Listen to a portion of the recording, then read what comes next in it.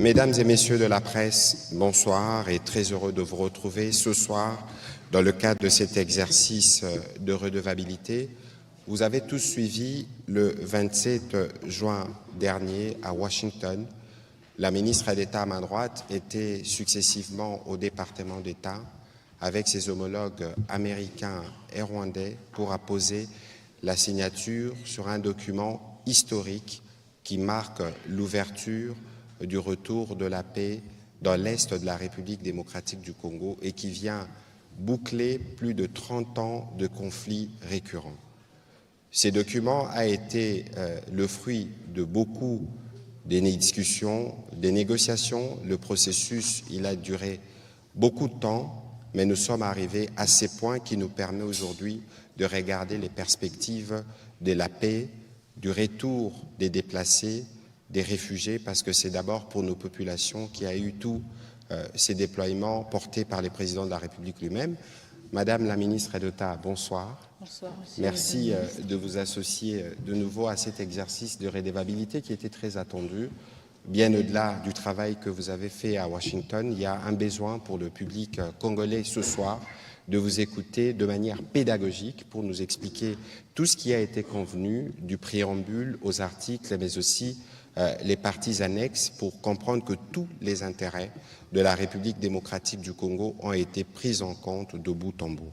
Mais bien avant que je ne puisse vous donner la parole, Excellence Madame la Ministre d'État, je voudrais qu'on revienne, parce que le Président de la République lui-même a eu l'occasion de revenir sur l'importance de cet accord à l'occasion de son discours du 30 juin pour les 65 ans de notre indépendance. Donc, en accord avec la technique, on va écouter le Président de la République. Je tiens toutefois à réaffirmer avec clarté les lignes rouges de mon action. Les ressources de la République démocratique du Congo ne seront jamais bradées ni livrées à des intérêts obscurs. Elles bénéficieront avant tout au peuple congolais. Aucun compromis ne sera toléré en matière de souveraineté économique. La République démocratique du Congo ne vendra ni son avenir, ni sa dignité. Voilà un extrait du discours du président de la République qui revenait notamment sur la partie économique dont il a été question, mais la partie économique qui viendra évidemment dans les 3 mois qui suivent l'application de cet accord. Madame la ministre d'État, bonsoir à nouveau.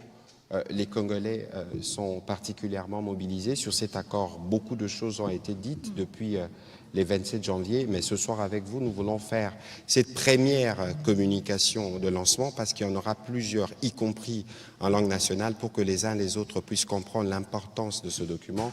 Et je voudrais donc vous passer la parole pour vos mots introductifs, mais aussi pour la présentation de l'accord à partir de son préambule, de ses différents articles, mais aussi un commentaire sur les annexes. Ce n'est qu'après qu'on pourra prendre les questions des professionnels des médias ici mobilisés. Parfait. Merci beaucoup, Monsieur le Ministre. Et évidemment, merci beaucoup, Mesdames et Messieurs de la presse, pour votre intérêt continu. En effet, je vous remercie sincèrement d'être présents aujourd'hui. Nous nous trouvons à un moment charnière pour notre pays. Comme vous le savez, le 27 juin dernier à Washington, nous avons signé un accord de paix historique avec la République du Rwanda, et ce, sous la médiation des États-Unis d'Amérique. Et au-delà de la signature, évidemment, parce que cet accord nous concerne, nous en particulier en République démocratique du Congo, et plus précisément les populations à l'est de la République démocratique du Congo, il y a un besoin urgent de compréhension. Et nous avons une responsabilité, évidemment, d'expliquer cet accord et de fournir en toute transparence plus de détails, plus d'amples détails sur cet accord et ce qu'il prévoit. Évidemment, tout cela en harmonie et en pleine cohérence avec les orientations et les instructions qui nous ont été données par son Excellence, Monsieur le Président de la République. Et comme vous l'avez entendu dans l'extrait de son discours à l'occasion de la commémoration du 65e anniversaire de l'indépendance de la République démocratique du Congo, en ligne avec ces principes qui nous ont orientés dans la négociation et dans la signature de cet accord de paix. Alors juste pour vous rappeler un peu l'historique et le chemin qui a été parcouru et qui a conduit à la signature de cet engagement, comme vous le savez tous, le tout a commencé le 25 avril dernier à Washington, D.C., quand nous avions la signature de la déclaration des principes entre la République démocratique du Congo et le Rwanda, étape qui a été justement signée par les deux ministres des Affaires étrangères respectifs, et ensuite qui a été suivie d'une série de négociations et de pourparlers au niveau de nos experts techniques qui ont effectué une série de rencontres à Washington et sous d'autres formats. Et donc le 18 juin, nous avons eu un projet d'accord final qui a été paraphé par nos experts qui étaient à Washington et donc qui traduisait les principes de la déclaration de principes signée le 25 avril, notamment le retrait des forces rwandaises, l'activation du concept d'opération conjointe ou du CONOPS et le retour encadré des déplacés dans les zones affectées. Et enfin, le 27 juin, donc la semaine passée, j'ai signé au nom de la République démocratique du Congo l'accord final avec mon homologue rwandais en présence du secrétaire d'État américain Marco Rubio. À l'issue de cette signature, nous avons été reçus à la Maison-Blanche, je pense que vous voyez les images, par le président Donald Trump, qui a salué le courage politique et qui a exigé de manière très explicite aussi le respect de cet accord. Ce processus se poursuivra dans les semaines à venir avec un sommet de haut niveau prévu entre le président Félix-Antoine Tshisekedi Tshilombo et son homologue Paul Kagame, toujours sous l'égide de la médiation américaine et prévu à Washington, D.C. Je tiens à être clair avant de me pencher sur l'accord même et ses différents chapitres et articles. Cet accord n'est ni un traité économique entre la République démocratique du Congo et les États-Unis, ni un accord commercial bilatéral entre la RDC et le Rwanda. Il s'agit tout d'abord d'un accord politique et sécuritaire centré sur des engagements concrets. La cessation des hostilités, le retrait des troupes étrangères, la fin du soutien aux groupes armés, qu'il s'agisse du M23 ou d'autres, la neutralisation des menaces résiduelles et le retour durable de la paix dans l'est de notre pays. Je reviendrai dans un instant sur le contenu détaillé de cet accord, mais je voulais d'emblée poser ce cadre et nous donner une compréhension partagée. Alors, mesdames et messieurs, si nous nous penchons sur d'abord le préambule de l'accord, je sais que très souvent, c'est la première page qu'on aime tourner et passer sans trop s'y appesantir, mais quand même, je pense que c'est quelque chose de très important. La préambule nous rappelle que les boussoles, et plutôt le préambule est la boussole politique de l'accord. Il définit l'esprit, les principes et les valeurs qui nous engagent. Vous allez vous rendre compte que dans ce préambule, on réitère justement l'attachement aux principes du droit international, aux résolutions du Conseil de sécurité des Nations Unies, à savoir la résolution 2773, mais aussi aux efforts régionaux de médiation sous l'égide de l'Union africaine et aussi de la SADC et de la CIRGL. Le préambule reconnaît aussi le rôle des États garants, à savoir celui des États-Unis d'Amérique, qui ont facilité cette démarche avec constance et conviction. Il exprime aussi la reconnaissance de tous les partis à ceux qui ont permis que le dialogue prenne le pas sur la confrontation. Et très souvent, on pose la question justement, est-ce que le préambule n'est pas juste quelque chose de symbolique? Et pourquoi est-ce qu'on doit y accorder tant d'importance? Et la réponse est claire. Le préambule n'est pas une simple formalité. C'est le fondament politique et éthique de tout ce qui suit. Il nous dit pourquoi nous avons signé, il encadre l'interprétation de chaque article et il nous donne une clarté sur, au cas où il y aurait une divergence, le sens d'un article, la manière d'appliquer une disposition et justement comment est-ce qu'on peut avancer dans la mise en œuvre et quels sont les fondamentaux de cet accord.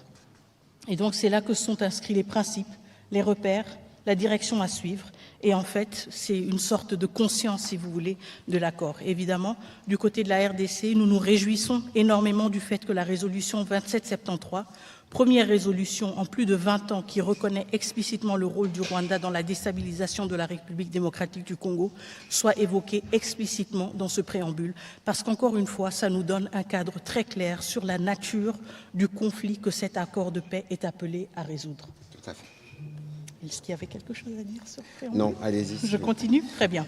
Alors, nous sommes ensuite au premier chapitre, les dispositions générales. Bon, justement, ça, c'est un peu les fondations juridiques. On ne va pas trop se pencher là-dessus, mais je voudrais quand même insister sur le fait que ce chapitre précise que les engagements qui sont pris sont contraignants. Et ça, c'est très important.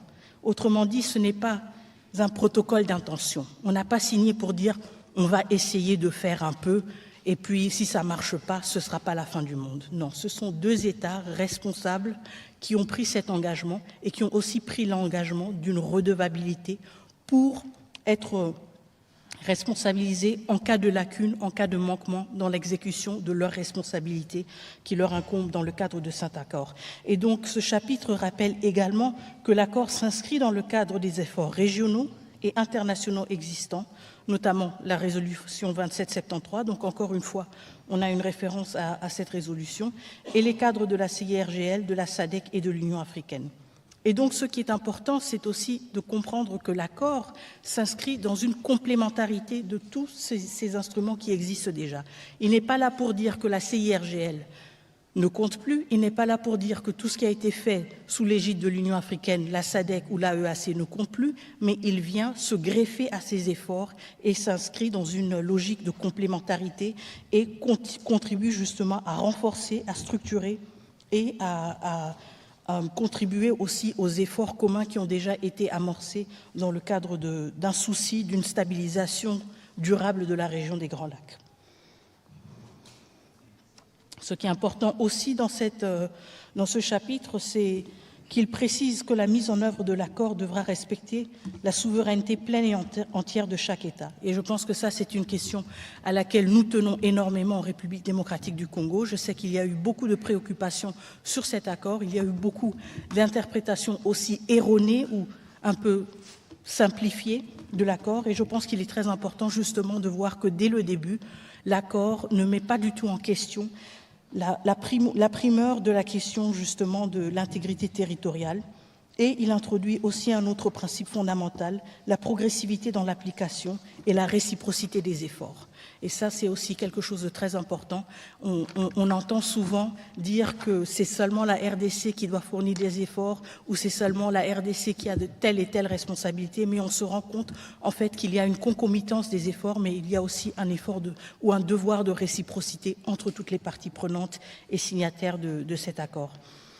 Et donc, je pense que de là découle aussi une question ou la réponse à la question qu'on a souvent, est-ce que cet accord a une vraie force obligatoire? Est-ce qu'il est vraiment contraignant? Comme je l'ai dit, il est justement contraignant et c'est dit explicitement dans ce chapitre, mais aussi il faut reconnaître qu'au-delà de l'aspect de la contrainte juridique, il ne faut pas non plus sous-estimer la pression politique, la pression médiatique et diplomatique que cet accord nous donne, et donc la possibilité aussi de nous assurer de sa mise en œuvre à travers d'autres leviers, y compris les leviers diplomatiques et aussi médiatiques, raison pour laquelle il est pour nous de grand intérêt de nous assurer que notre opinion publique se familiarise avec cet accord et se l'approprie justement parce qu'il y a plusieurs leviers pour nous assurer qu'il est mis en œuvre. Avant d'aller au deuxième chapitre, je tiens à rappeler que sur ces premiers chapitres qui parlent de l'intégrité territoriale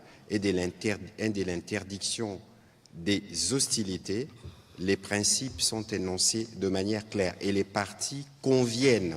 Ça veut dire que nous, République démocratique du Congo et le Rwanda, on a dit dans cet accord qu'il est hors des questions de violer l'intégrité des territoires des uns comme des autres, c'est ce que disent le point 1 et les points 2, et on convient que dorénavant, les parties conviennent que les différends seront réglés par des processus établis par des présents accords. En d'autres termes, on s'organise pour que plus jamais, s'il y a des problèmes, qu'on se tire dessus, mais que nous allons. Voilà plus ou moins ces premiers chapitres qui vient sceller ce qui a toujours été pour nous une ligne rouge à ne pas franchir, Tout à fait. l'intégrité territoriale de la RDC, pas un seul centimètre. Vous pouvez progresser pour Merci. le deuxième chapitre. Et donc justement, cela clarifie que dès le début, ces principes sont reconnus et montrent aussi à quel point nous nous sommes investis pour le fait qu'ils soient inclus de manière systématique à travers l'accord.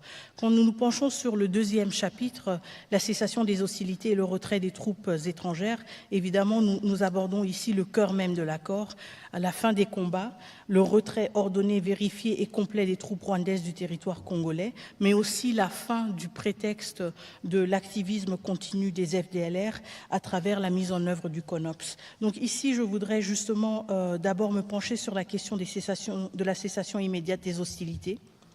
L'accord engage les deux parties à cesser immédiatement et sans condition toute forme d'hostilité armée, qu'elle soit directe ou indirecte. Et cela concerne plus précisément les affrontements entre forces régulières, mais aussi l'usage de groupes armés supplétifs, et donc là, nous parlons notamment du M23, les frappes, les incursions ou les menaces transfrontalières, ainsi que tout soutien logistique, financier ou politique à des entités armées opérant en territoire congolais. Les parties s'engagent également à s'abstenir de toute déclaration publique susceptible de raviver les tensions et à privilégier la communication via les canaux prévus par l'accord. Et donc, évidemment, nous nous inscrivons dans cette logique, justement, d'une sensibilisation sur l'accord, mais pas d'une instrumentalisation politique de l'accord, parce que, justement, ceci nuirait à l'effort d'une pacification et une cessation des hostilités, non seulement les hostilités armées, mais même, si vous voulez, dans les discours politiques. Ensuite, l'accord prévoit aussi que le Rwanda retire l'ensemble de ses forces armées dans le contexte de la mise en œuvre du CONOPS. Comme vous le savez, ou comme certains d'entre vous s'en souviennent encore peut-être, le CONOPS avait été signé en octobre 2024 dans le cadre du processus de Luanda. Et c'était un outil d'exécution concret qui avait été élaboré par les services de renseignement respectifs des deux pays. Et donc le CONOPS fixe les modalités techniques précises du retrait des forces armées rwandaises. Il est composé d'un calendrier structuré en 3 phases de 30 jours, avec des jalons clairs à respecter. Il prévoit aussi une cartographie officielle des zones occupées, l'établissement de corridors de retrait et une vérification conjointe justement de ce retrait à travers des patrouilles mixtes congolaises et internationales, ainsi que la remise à l'issue de chaque phase d'un rapport certifié au mécanisme conjoint de coordination de la sécurité. Évidemment, simultanément à ce désengagement des forces armées rwandaises, le CONOPS prévoit aussi la neutralisation des FDLR. Et donc, un des points essentiels de ce chapitre est justement le retrait, non seulement le retrait des troupes rwandaises, mais justement la neutralisation des FDLR. La neutralisation des FDLR veut dire que dans le contexte actuel, le CONOPS prévoit une série d'activités pour mettre fin à la présence et à l'activisme des FDLR dans le territoire de la République démocratique du Congo. Il prévoit tout d'abord une phase de sensibilisation pour donner aux FDLR l'occasion et l'opportunité de reddition pacifique et prévoit ensuite des mesures avec un séquençage prévu plus contraignante pour s'assurer que cette menace soit éradiquée de manière définitive et mettre fin justement à cette question récurrente pendant les derniers 30 années des FDLR. Avant que vous ne puissiez progresser, je rappelle juste pour ceux qui nous suivent que le CONOPS, c'est un document opérationnel. Lorsque nous étions à Luanda, il y avait des experts militaires de l'état-major de la RDC, du Rwanda, avec les médiateurs angolais. Nous avions convenu d'un plan de comment les mesures de défense rwandaises de désengagement devraient se faire et d'autre part, comment nous allons mettre en œuvre un plan de neutralisation. Donc c'est un document travaillé par des militaires et même l'exécution dans le cadre de cet accord se fera dans ces cadres-là. Donc il faut comprendre que toutes les questions liées au CONOPS, c'est des questions dont on ne pourra pas toujours, qu'on ne pourra pas toujours aborder parce que ça relève du dispositif militaire qui accompagne l'application de cet accord. Je vous en prie, Madame la Ministre. Merci. Mais ce qui est très important à retenir, c'est justement le caractère simultané ou concomitant du CONOPS et de l'exécution de ces deux piliers, à savoir le désengagement des forces d'une part et de l'autre part la neutralisation des FDLR. Donc l'un ne peut pas aller sans l'autre et aucune, si vous voulez, des préoccupations sécuritaires légitimes de chacun des deux pays ne peut être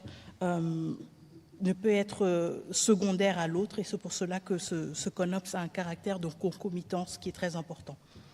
Un aspect aussi que j'ai déjà effleuré brièvement, c'est la mise en place d'un mécanisme conjoint de coordination de la sécurité, justement une structure qui sera mise en place pour s'assurer de la bonne mise en œuvre de ce CONOPS, une structure hybride, si vous voulez, avec des représentants de la République démocratique du Congo, des représentants du Rwanda, mais aussi des participants ou des représentants de pays tierces qui vont donc assurer aussi une objectivité et avoir peut-être parfois un rôle d'arbitrage, mais de cette manière contribuer à ce que ce mécanisme soit en mesure d'évaluer et de suivre la mise en œuvre effective de ce CONOPS et évidemment soulever des carences ou des lacunes dans la mise en œuvre de certains aspects du CONOPS. Madame la ministre d'État, c'est un point important parce que si vous avez lu l'accord, dès qu'on l'a signé, devait produire ses effets. Je pense que l'une des premières tâches à laquelle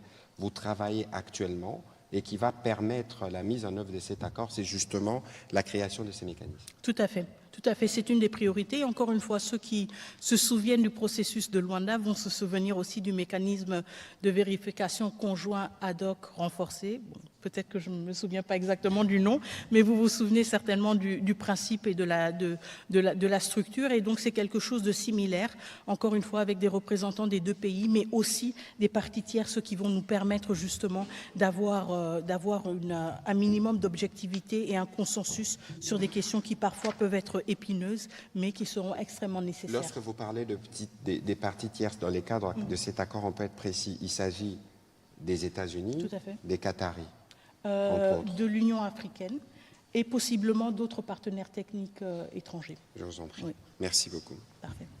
Alors maintenant on progresse au chapitre 3. Donc le chapitre 2 se penchait plutôt sur les questions État-État. Le chapitre 3 parle de démobilisation, de désarmement, démobilisation et traitement des groupes armés nationaux. Et donc là on est dans un champ différent. Et ce chapitre aborde donc une autre dimension essentielle de la paix durable, et à savoir la question des groupes armés congolais. Il est très important de lever immédiatement une confusion que certains discours semblent entretenir de manière délibérée ou pas. Le désengagement des groupes armés nationaux ne se substitue pas au retrait de forces étrangères. Donc il s'agit de deux chapitres différents, et le premier chapitre dont nous avons parlé, le précédent, parle justement des forces armées rwandaises et de leur retrait. Celui-ci parle des groupes armés. Les deux questions sont traitées dans l'accord. Il n'y a pas un groupe, si vous voulez, qui est exclu. Les deux questions sont traitées à juste titre, mais évidemment avec la spécificité nécessaire que chacun de ces groupes requiert. Donc, quand il s'agit du désengagement des groupes armés nationaux, il faut surtout donc revenir sur le fait que le désarmement est obligatoire pour tous les groupes armés congolaises. L'accord prévoit que les groupes armés congolais qui opèrent sur le territoire national doivent être désarmés, démobilisés et cantonnés sans délai. Comme vous le savez tous, nous avons le PDDRCS qui est en fait le cadre prévu par l'État congolais, justement le cadre institutionnel et le programme prévu par l'État congolais pour donner des perspectives aux ex-combattants des groupes armés. Cela comprend, quand on parle de groupes armés, évidemment les groupes actifs dans les zones anciennement ou actuellement sous contrôle du M23, les groupes dits d'autodéfense et tout mouvement prétendant représenter une revendication communautaire par la voie des armes. Quand on parle du désarmement, on parle aussi d'un désarmement suivi d'une sélection stricte en cas d'une réintégration conditionnelle. Et donc ici, il y a aussi une rupture très importante avec des pratiques qu'on a vues par le passé, à savoir des pratiques d'intégration généralisée, d'effectifs de groupes armés. De brassage ici, et des mixages. Justement. Et nous ne sommes pas dans cette logique. Nous sommes justement dans une logique où les ex-combattants de groupes armés qui auraient peut-être l'intention ou le souhait d'être intégrés dans les forces armées ou les forces de sécurité doivent répondre à des critères stricts. On doit s'assurer justement, tout d'abord, de leur nationalité congolaise, évidemment aussi de leur non-application dans des crimes graves, et d'autres critères, évidemment, qui vont être appliqués. Mais je pense que l'aspect clé ici, c'est le fait, justement, qu'on ait un catalogue, si vous voulez, de critères qui nous assurent que toute intégration répond à des leçons que nous avons appris et tirées du passé et qui nous protègent, nous, mais aussi qui protègent nos institutions d'être affaiblis de l'intérieur en intégrant sans discrimination et de manière ouverte et sans filtre des individus issus de groupes armés qui pourraient justement, suite à leur rôle dans les groupes armés différents, avoir été complices ou eux-mêmes auteurs de violations graves. Ça veut dire que c'est un processus de vetting. Tout à fait. Ce ne sera pas un brassage, un mixage des groupes, non, mais ça se fera de manière individuelle. Tout à fait. On regardera les dossiers de chacun. Si vous êtes coupable de crime, si vous n'êtes pas physiquement apte, ou s'il y a des soupçons ou d'autres éléments, vous ne pourrez ni intégrer l'armée, ni intégrer la police. En effet. Et donc cela s'inscrit évidemment, ou s'inspire plutôt des meilleures pratiques internationales qu'on a vues dans d'autres situations post-conflit et dans les efforts justement de s'assurer que même après un conflit, les forces armées, les forces de sécurité sont justement en mesure et à la hauteur de remplir leurs fonctions et ne sont pas affaiblis de l'intérieur. Et donc ce qui est très important aussi, c'est que ceci veut dire qu'il n'y a pas d'amnistie automatique. Ça ne veut pas dire que dans le cadre d'un accord de paix, tout est oublié et tout est passé. Et je pense que ça, c'est quelque chose de très important aussi, l'aspect de la redevabilité, même s'il n'est pas, et je suis sûre qu'il y aura des questions à ce sujet, même s'il n'est pas ancré de manière individuelle, il est très important, quand on lit l'accord, de voir qu'il y a justement de manière transversale cette considération-là, et cette considération que on ne peut pas rebâtir une société et ses institutions sans pour autant avoir un aspect de redevabilité, de responsabilité et tirer les leçons du passé, que ce soit le passé lointain, parce que nous l'avons vu avec le brassage et le mixage, ou le passé très récent, parce que nous l'avons vu avec le comportement de certains individus. Je vais procéder maintenant avec le prochain chapitre, s'il n'y a pas de questions de votre... Ok, très bien. Parfait. C'est juste deux points justement, et je sais qu'il y a beaucoup de questions du côté des journalistes, donc on va essayer quand même d'accélérer. Le chapitre 4 touche sur la question des déplacés et des réfugiés dans la région, disons. Alors, quand on parle de réfugiés, évidemment, on parle de personnes qui ont traversé des frontières internationales. C'est pour cela que je dis dans la région. Les Congolais qui se trouvent au Rwanda, tout comme les Rwandais qui se trouvent en RDC. Et évidemment, les déplacés internes qui ont fui et qui sont restés sur le territoire national, mais qui ne sont plus dans leur communauté habituelle. Et donc, ce qui est très important ici, c'est que ce chapitre qui concerne justement la prise en charge humaine et sécuritaire des personnes déplacées est ancré aussi sur un autre processus important, à savoir le processus tripartite. Le processus tripartite, c'est un dispositif de coordination qui réunit la République démocratique du Congo, le HCR, donc le Haut Commissariat des Nations Unies pour les réfugiés, et le Rwanda comme deuxième pays. Et donc, la tripartite assure, en fait, à travers ces trois acteurs, une planification concertée, un accompagnement complet et un suivi régulier de la question des réfugiés, de leur retour, de leur bien-être, etc. Et ce, selon les normes internationales. Et donc, là, on est dans un cadre très précis qui veut dire aussi que tous les membres de cette tripartite ont une redevabilité par rapport à leur comportement vis-à-vis des réfugiés respectifs. Juste pour rappel, en termes de la situation aussi des réfugiés, les derniers chiffres en notre possession parlent de à peu près 132 000 réfugiés rwandais qui sont toujours en République démocratique du Congo et 135 000 Congolais qui seraient au Rwanda comme réfugiés selon le HCR. Et donc c'est un enjeu majeur. On parle de plus de 250 000 personnes, un quart de million de personnes qui sont toujours à l'étranger, qui n'ont pas encore eu l'occasion de revenir chez eux et pour lesquels on doit créer des conditions propices pour le retour. Et donc ce sera donc une priorité de cet accord aussi, de s'assurer que tout retour se fasse dans le cadre de cette tripartite. Et je sais qu'il y a eu beaucoup de débats et de spéculations, de préoccupations et d'angoisse aussi sur la question de mouvements de population. Beaucoup de rapports aussi qui nous sont survenus de mouvements irréguliers de population. Et je suis sûre aussi qu'une des questions qui revient souvent, c'est comment justement s'assurer que ce processus tripartite ne soit pas instrumentalisé ou utilisé pour implanter des populations étrangères en RDC et sous couvert d'un retour volontaire. Et je pense que c'est justement là où le cadre formel de la tripartite nous aide, parce que justement, il nous permet à procéder à des retours seulement de personnes qui sont formellement enregistrées comme réfugiés auprès du HCR. Donc on ne prend pas juste qui se dit congolais ou qui se dit rwandais pour dire bon, rentrez, on vous aide à rentrer chez vous. Non, ce sont des personnes qui sont enregistrées comme réfugiés auprès du HCR. Donc nous avons des bases de données qui remontent à plusieurs années, si pas décennies. Ce sont des personnes qui sont volontaires et donc qui veulent retourner chez eux. Et évidemment, ce sont des personnes dont la citoyenneté est reconnue. Tout à fait.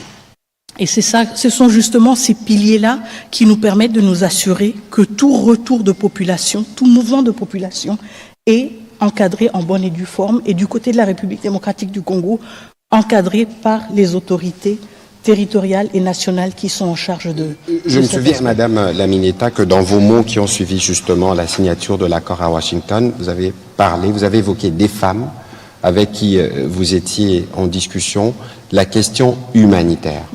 Quelle est la place de la question humanitaire dans cet accord, bien au-delà de la question des déplacés, de la question des réfugiés, mais les conditions de vie elles-mêmes? Oui, la question humanitaire est aussi une des priorités, justement, parce que l'accord revient de manière explicite aussi sur le besoin de rétablir dans les plus brefs délais un accès humanitaire, de faciliter justement la prise en charge des populations, et aussi la sécurité du personnel humanitaire. Ce que nous avons vu pendant les derniers mois, en particulier dans les zones sous occupation, ou en particulier pendant l'occupation, c'est qu'on avait un accès humanitaire extrêmement restreint. On avait des populations qui n'avaient pas accès ou qui ne pouvaient pas être assistées. Nous avons eu des infrastructures logistiques et tout un accès logistique qui a été complètement saboté.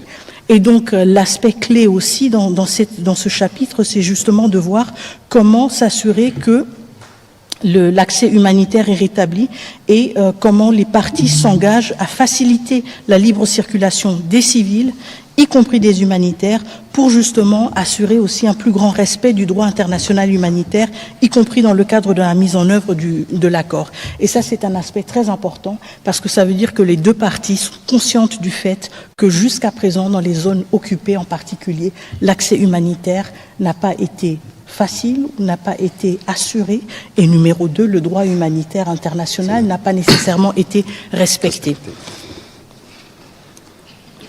Quand il s'agit du 5e chapitre, on parle surtout du mécanisme conjoint de coordination de la sécurité, et celui-là, je l'ai déjà brièvement évoqué, donc je ne vais pas trop me pencher sur cette question, mais encore une fois, comme je l'avais évoqué, c'est un mécanisme qui est mis en place pour assurer le suivi sur terrain, pas le suivi à partir de Washington, de Kinshasa ou de Kigali. Non, c'est le suivi sur terrain de la mise en œuvre de certains aspects de l'accord, à savoir le CONOPS.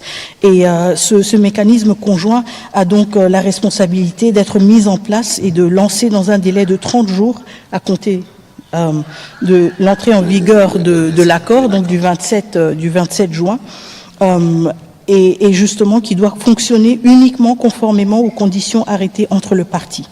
Et ce mécanisme conjoint crée justement des procédures très claires sur comment le mécanisme va élaborer aussi ses rapports pour s'assurer aussi de la transparence et de l'ampleur et la portée des opérations. Les opérations dont j'ai parlé, à savoir les opérations de désengagement de force, tout comme les opérations de neutralisation des FDLR. Le mécanisme conjoint de coordination de la sécurité est régi par les principes suivants. Tout d'abord, et le plan de mise en œuvre est à l'annexe de l'accord, la fin irréversible et vérifiable du soutien de l'État aux FDLR et aux groupes armés associés, et l'interdiction totale de tout soutien matériel, logistique, financier ou autre, qu'il soit national ou étranger à ces derniers.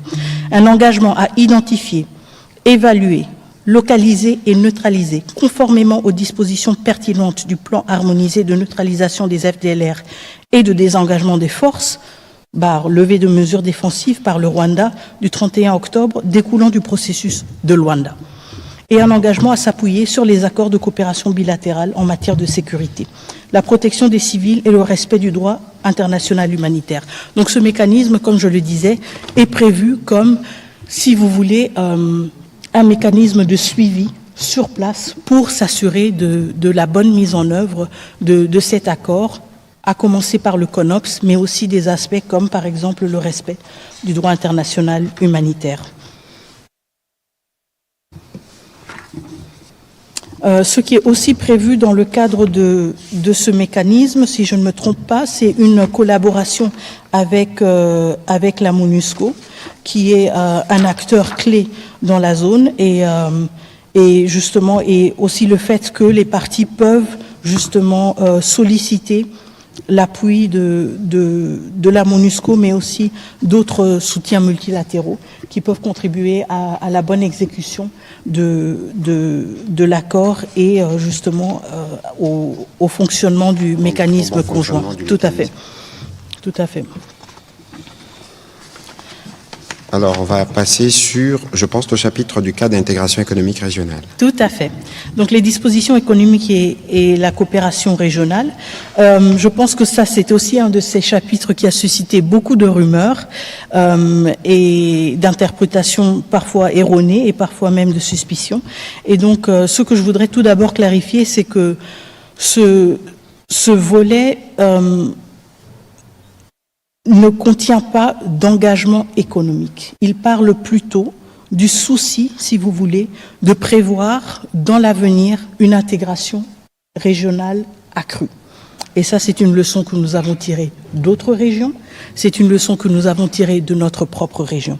L'accord ne prévoit ni contrepartie économique, si vous relisez bien le chapitre 6, ni concession en matière minière, ni traité commercial bilatéral avec le Rwanda. Il énonce plutôt un engagement des deux parties à œuvrer à la réactivation. Réactivation, ce sont des questions que nous avons discutées, que nous discutons depuis des décennies dans la région des Grands Lacs. La réactivation des dynamiques de coopération économique régionale dans un esprit de stabilisation post-conflit. Et cela comprend, à moyen terme, la réhabilitation des axes logistiques régionaux, la relance de corridors douaniers, des échanges techniques sur les zones économiques transfrontalières, mais aussi, il faut reconnaître que ces dispositions sont volontaires, elles sont progressives, elles sont non contraignantes et elles ne sont pas liées au calendrier sécuritaire. Donc, en d'autres termes, sur ce point économique, par exemple, il n'est pas question d'avoir le Rwanda mettre la main sur les ressources de la RDC. Pas du tout, et ce n'est pas prévu dans cet accord, aucunement. Ce qui est important ici, c'est justement le fait que cet accord s'appuie sur des efforts que nous avons déjà vus dans la région et que nous voyons dans d'autres régions de l'Afrique et au-delà, donc un effort d'une plus grande intégration économique qui permet justement à stabiliser à long terme, mais nous sommes conscients, et je pense que c'est là que c'est très important quand même de revenir sur cette question, nous sommes conscients que toute intégration économique ne se fait pas dans un vide. Il ne se fait pas dans un vide historique ou dans un vide social. Et donc, nous ne sommes pas naïfs. Même quand nous parlons d'intégration régionale, même quand nous parlons d'une ouverture économique, nous savons d'où nous venons. Nous venons de 30 ans d'agression, de millions de morts, de populations déplacées, pillées, violées et de minerais extraits illégalement pour alimenter des réseaux d'enrichissement illicite. Donc, la coopération économique, évidemment, peut être un vecteur de stabilité, mais elle ne peut pas être précipitée. Et c'est pour cela, justement, que c'est quelque chose qui doit se faire de manière séquentielle et de manière graduelle. On aura toujours les voisins que nous avons, et si on veut bâtir une paix durable, on devra travailler avec ses voisins, mais en même temps, nous sommes aussi conscients de notre histoire et du poids de cette histoire, et nous devons l'assumer avec responsabilité. Évidemment, le président de la République, justement, s'exprimant sur les sujets, parlait de la nécessité d'avoir une paix durable et une paix que nous voulons définitive. Vous parliez, Madame la ministre d'État, d'intégration régionale. Il ne faut pas oublier que dans cette région, nous avons des exemples. Aujourd'hui, tout le monde connaissait ce qu'on appelait à l'époque la CEPGL, la Communauté économique de pays de Grand Lac, qui était une organisation régionale qui regroupait à la fois la RDC, le Rwanda et les Burundi. Les Zaïre de l'époque étaient le premier contributeur. Et aujourd'hui, il y a une partie d'ailleurs de l'électricité, je pense qu'il s'agit de Sinelac, qui est une entreprise qui est née justement de cette intégration régionale de la CEPGL, qui donne l'électricité à la fois en RDC, au Rwanda et au Burundi, et dont les dirigeants, je pense que le directeur général est rwandais, l'adjoint burundais, les financiers congolais. Et donc c'est un exemple parce que finalement, le président de la République ne cesse de le dire, que nos voisins, c'est des peuples avec lesquels nous devons vivre et qu'il n'y a pas des problèmes avec le peuple rwandais, particulièrement, parce que nous parlons du Rwanda. Donc il est important que tout le monde comprenne que lorsque nous avons fait la paix, lorsque nous avons consolidé la paix, le pont qui suit, c'est le développement. D'abord pour nous-mêmes. Parce que si les investissements américains sont annoncés dans la région, c'est des investissements qui se feront en RDC. Et puis on a parlé d'intégration régionale.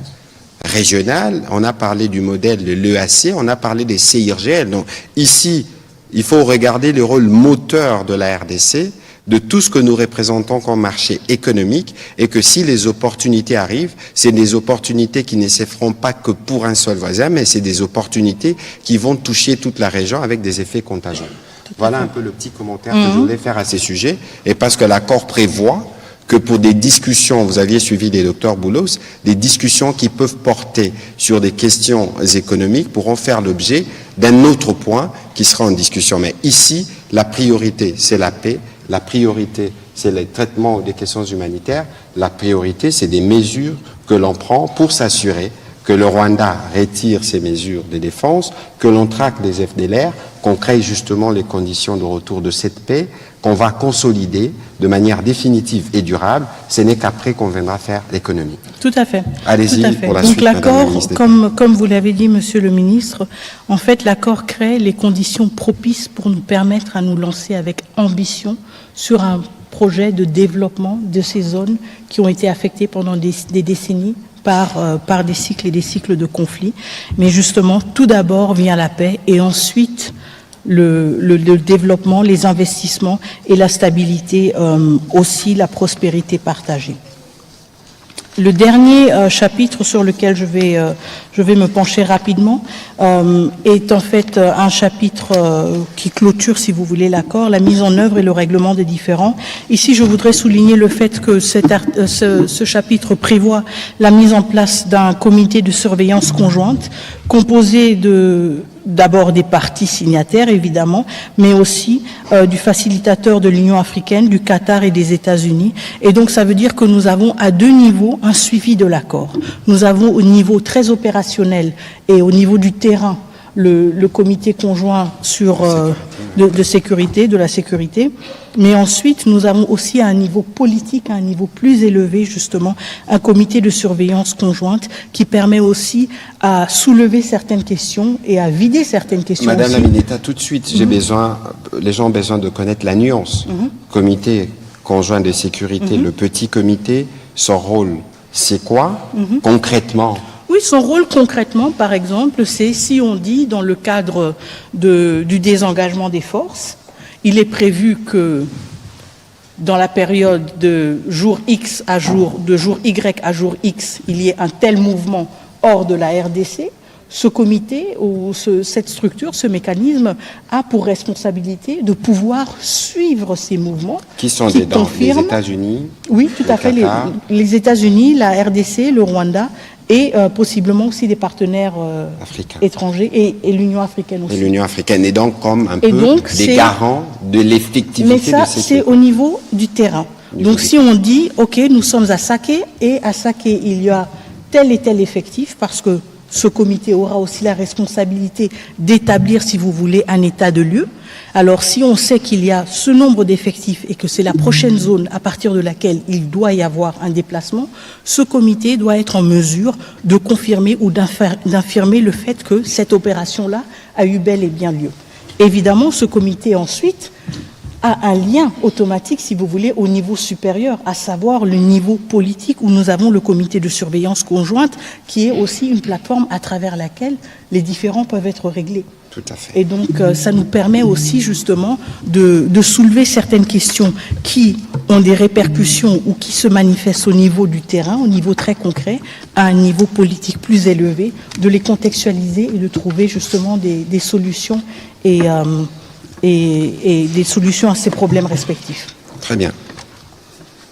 Alors peut-être rapidement, Madame la ministre d'État, est-ce que sur les annexes, parce qu'on a parlé du préambule, on a parlé des 7 articles, je pense, et nous sommes revenus sur les grands axes de chaque point de l'accord. Pour ceux qui nous suivent et pour les journalistes présents, c'est un exercice particulier où nous voulons faire un peu de pédagogie pour que vous puissiez vous rendre compte que tous les détails ont été étudiés dans les compromis qui a été trouvé pour voir que nous nous sommes assurés en amont, nous avons pris des précautions de sorte que cet accord puisse nous donner les résultats escomptés, à savoir l'ouverture, en tout cas une voie pour le retour effectif de la paix. L'accord comprenait les préambules, je rappelle, résolution 2773, charte de l'Union africaine qui parle de l'intégrité des frontières et de leur inviolabilité. Maintenant, dans les documents qui suivent l'annexe, il y a le CONOPS, on en a parlé, document élaboré par les états-majors des forces depuis le processus de Luanda, mais aussi, Madame la ministre d'État, les éléments que vous pouvez rajouter. Tout à fait. Et donc, tout comme l'accord même, les annexes sont aussi disponibles, et donc j'invite tout le monde aussi de se familiariser avec ces annexes. Donc au-delà du CONOPS qui est repris dans son intégralité, l'annexe se penche aussi sur la question du mécanisme conjoint de coordination de la sécurité dont nous avons déjà parlé assez amplement. Donc il parle de la composition de ce mécanisme, il parle aussi de la mission et des capacités de ce mécanisme. Donc alors, les parties, par exemple, conviennent que la mission du mécanisme est d'identifier, d'évaluer, de localiser les FDLR, les groupes affiliés, afin de permettre la neutralisation des FDLR, mais aussi, ils conviennent que le mécanisme est habilité et à surveiller, évaluer la mise en œuvre du CONOPS, qui a ces 2 éléments, à savoir la neutralisation des FDLR et le désengagement des forces, procéder à des échanges de renseignements et d'informations entre les parties, aux fins de mise en œuvre du présent accord et du CONOPS, parce qu'évidemment, c'est le renseignement qui est au cœur de toutes ces questions. Si on parle de désengagement, on doit avoir des éléments, on doit savoir quels éléments sont ou quels effectifs sont positionnés à quel endroit. Même chose avec les effectifs résiduels des FDLR. Quels sont ces effectifs et où est-ce qu'ils sont situés? Et donc, l'élément de l'échange des renseignements est au cœur aussi de ce mécanisme qui doit lui permettre justement de vérifier toutes les informations, les données et activités justement liées à la mise en œuvre du CONOPS et de ces 2 piliers respectifs. Le mécanisme détermine aussi la portée géographique de ces activités en fonction des conditions sur le terrain et dans le plein respect de l'intégrité territoriale et de la souveraineté. Et donc, évidemment, ce mécanisme est prévu justement opérer dans les zones où nous avons ces 2 préoccupations qui se concentrent de manière très palpable, à savoir le désengagement des forces, mais aussi la question des FDLR. Et donc, il est clé que ce mécanisme, pour être opérationnel, puisse se rendre sur le terrain, puisse justement aussi vérifier concrètement et de manière tangible les réalités qui caractérisent le terrain et le contexte respectif. Voilà, je pense que sur l'accord, nous avons dit l'essentiel. Peut-être qu'on va, sauf si vous avez un point particulier, mais je voudrais donner la parole, en tout cas pour le 20 minutes qui suivent, aux professionnels des médias pour apporter des éléments d'éclairage. Ici, nous sommes dans un exercice de redevabilité, mais surtout un exercice de transparence. L'accord, il est public. L'exhortation, c'est que tout le monde doit lire l'accord.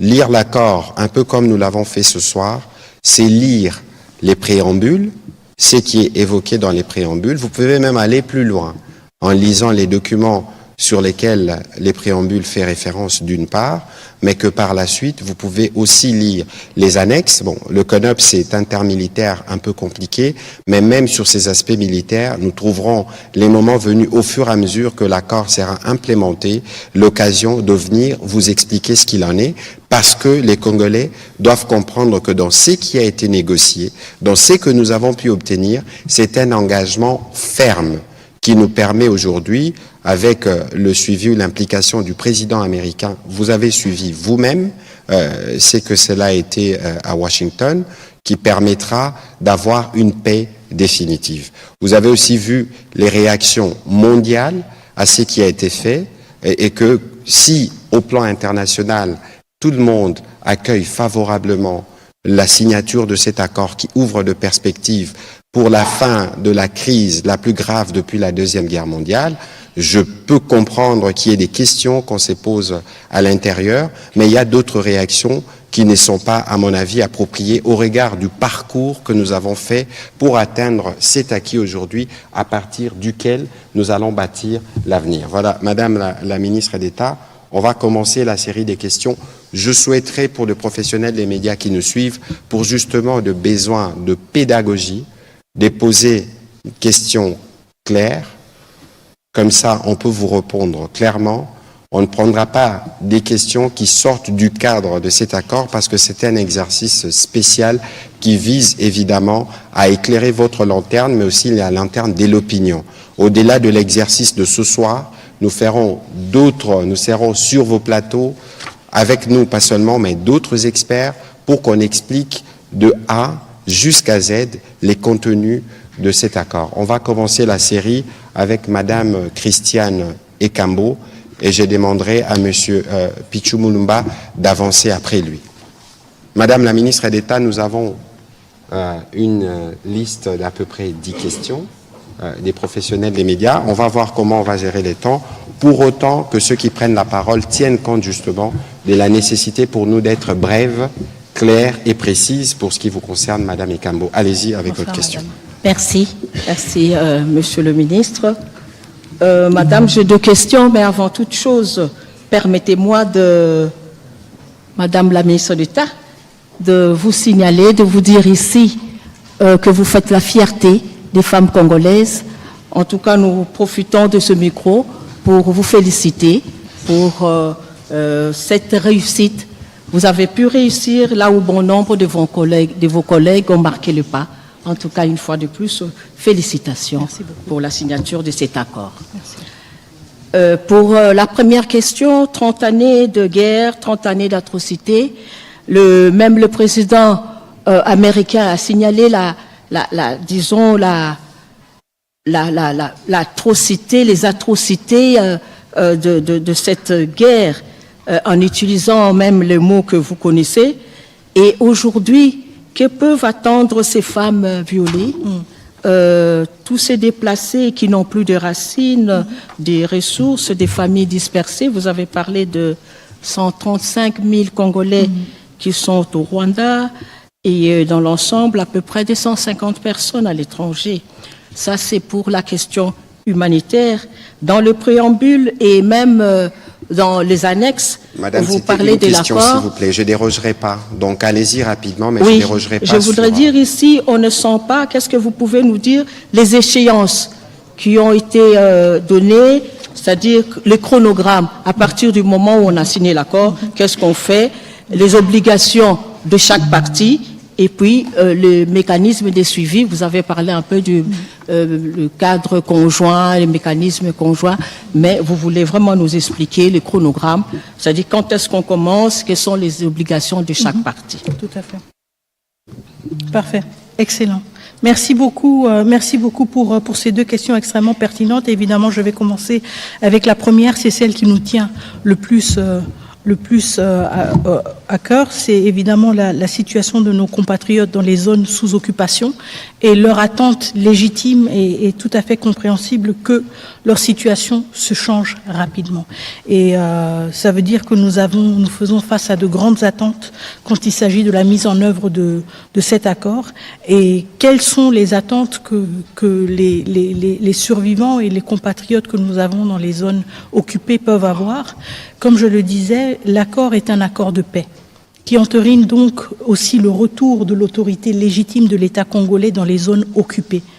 Ce retour nous permettra, nous, en tant que gouvernement congolais, que ce soit le gouvernement central de Kinshasa ou le gouvernement provincial du Nord et du Sud Kivu, de justement répondre à ces attentes de nos populations. Cela veut dire que les questions de retour de déplacés, que ce soit des réfugiés ou des déplacés internes, auront une interface légitime pour justement interagir avec nos acteurs ou nos partenaires humanitaires différents qui vont faciliter les retours dans les zones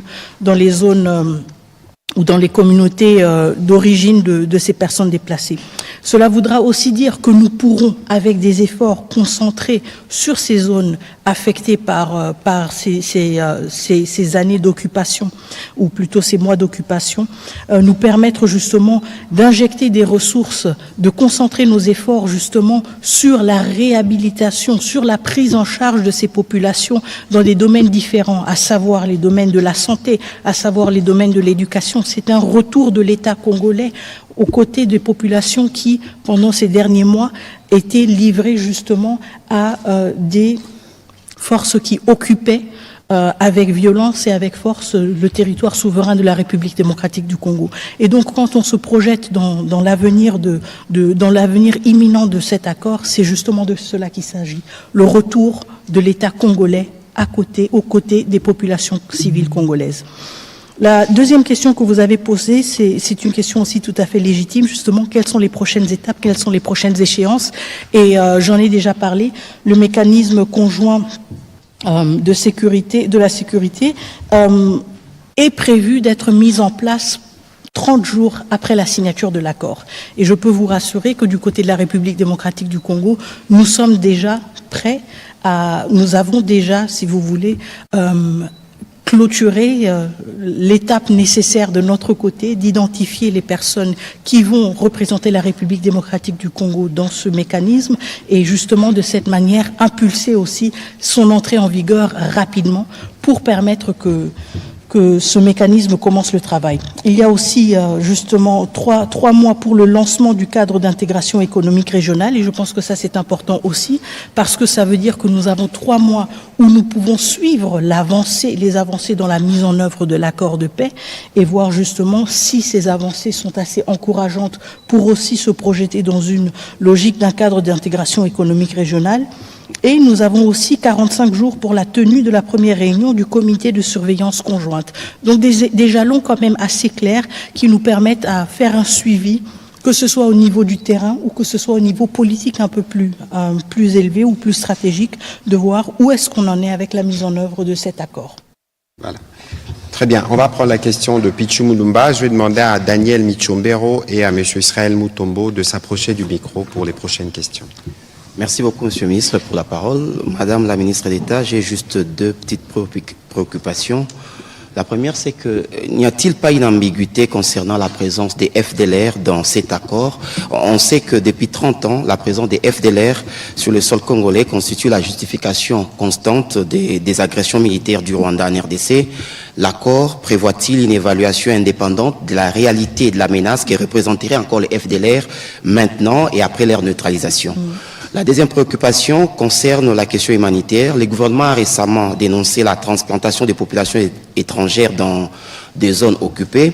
Comment le retour des déplacés sera-t-il organisé si ces espaces de vie sont occupés par d'autres populations? Que prévoit l'accord à ce sujet? Alors, la première question sur la question des FDLR, en effet, cela fait près de 30 ans que ce prétexte est recyclé. et réchauffé à toute sauce. Et justement, c'est la raison pour laquelle il est dans l'accord, parce qu'on veut y mettre fin. On veut mettre fin à cet accord, à ce prétexte récurrent d'une présence et d'une menace soi-disant des FDLR. Si tel est le cas, eh bien justement, nous avons un accord qui prévoit dans son CONOPS des étapes très claires, bien définies sur comment on va mettre fin à cette menace, mais aussi justement à travers le CONOPS et à travers la mise en place du mécanisme dont j'ai parlé de conjoint de sécurité, la possibilité d'évaluer l'envergure de cette menace. On ne peut pas juste dire qu'on va lancer des opérations de neutralisation sans avoir un point de départ et un objectif. Et donc, l'avantage ici, c'est que nous prenons cette question qui a été utilisée pendant plusieurs années pour dire, si c'est le cas, nous allons y mettre fin une bonne fois pour toutes. Pour y mettre fin, nous devons savoir à combien sont-ils, quelle est la menace qu'ils représentent. Et ensuite, on s'attaque au problème à travers des approches différentes et appropriées. Et ensuite, on peut dire, voilà, objectif atteint. Et je pense que c'est ce qui est très important, le fait qu'on dit, qu'on aille au-delà, si vous voulez, de la rhétorique et des discours contradictoires et qu'on dise, très bien, on met fin à cette question une bonne fois pour toutes. Tout comme on met aussi fin à la question de la présence des troupes rwandaises en République démocratique du Congo qui n'y ont rien perdu. Et je pense que c'est l'aspect clé de cet accord, le fait qu'il se concentre sur les questions qui bloquent le plus. La question qui bloque du côté de la République démocratique du Congo, tout à fait légitime, les troupes rwandaises n'ont rien perdu sur notre territoire, elles doivent rentrer chez elles.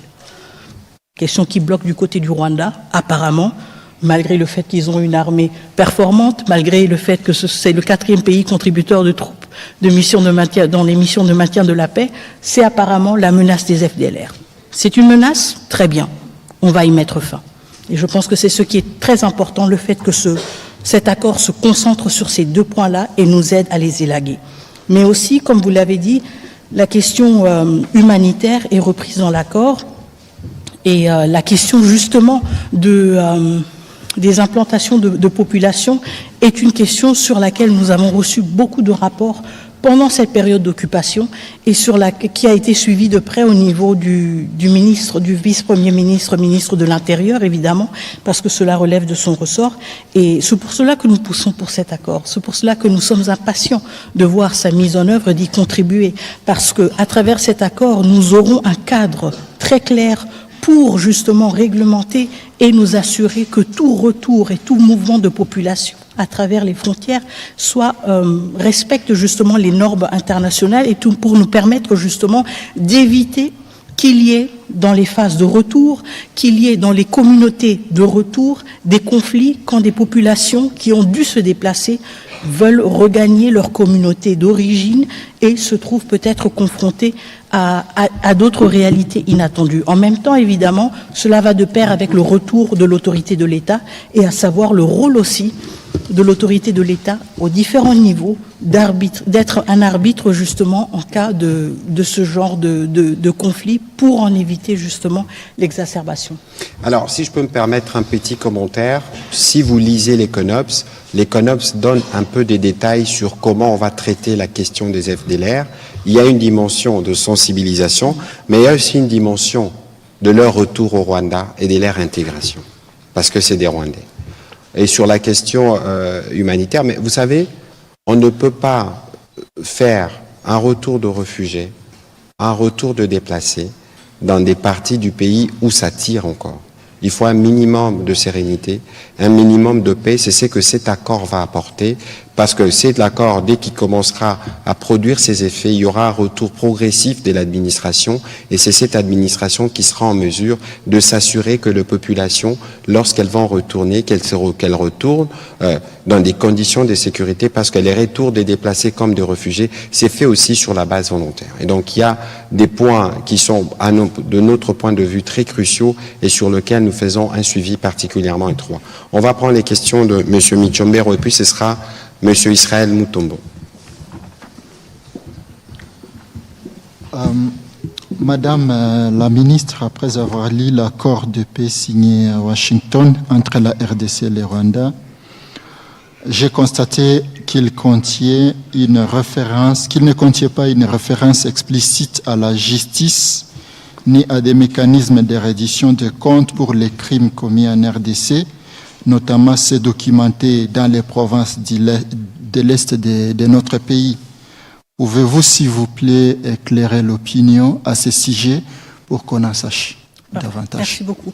La question de la justice a suscité en effet beaucoup de débats et j'en suis tout à fait consciente.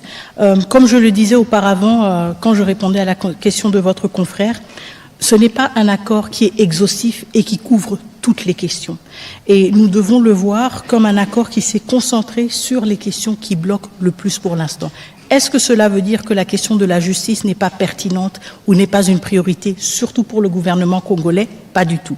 Je pense que ce que nous voyons avec cet accord et ce dont nous devons être conscients avec tout accord, c'est qu'il n'existe pas dans un vide. Il existe dans un écosystème. Et ce que nous faisons en tant que gouvernement congolais, ce que vous faites en tant que journaliste, ce que notre société civile fait, ce que nos partenaires internationaux font et bien d'autres acteurs font, c'est contribuer à cet écosystème. C'est tirer la sonnette d'alarme sur certaines thématiques et dire, même si cette thématique n'est pas reprise dans l'accord, elle a sa validité, elle a sa raison d'être. Et donc nous prenons la question de la justice extrêmement au sérieux et il faut aussi se rappeler qu'un accord de paix, c'est un compromis entre deux États. Et même si le souhait est tout à fait légitime de voir dans cet accord un pays reconnaître ses erreurs, un pays reconnaître ses violations et accepter d'être confronté, si vous voulez, à ces actions et leurs conséquences, on ne peut pas s'attendre à ce qu'un accord de paix soit, si vous voulez, une capitulation. Il y a aussi le souci de s'assurer que pour sa bonne exécution, on ne puisse pas humilier l'autre partie. Cela ne veut pas dire que la question de la justice n'a pas sa pertinence. Et cela ne veut pas dire que la question de la justice n'avance pas. Elle avance à travers nos discours, elle avance à travers la CPI, elle avance à travers la Cour africaine des droits des peuples. De droits de l'homme et des peuples. Merci. Elle avance aussi à travers le Conseil des droits de l'homme qui a décidé d'envoyer une commission d'enquête internationale. Je sais qu'il y a des débats sur le financement, mais encore une fois, la question de la justice, la question de la vérité, la nature même du conflit, elle ne se pose plus. Elle ne se pose plus. Les rapports sont là, ils sont accablants. La vérité est connue par tous et par toutes et elle ne va plus être niée.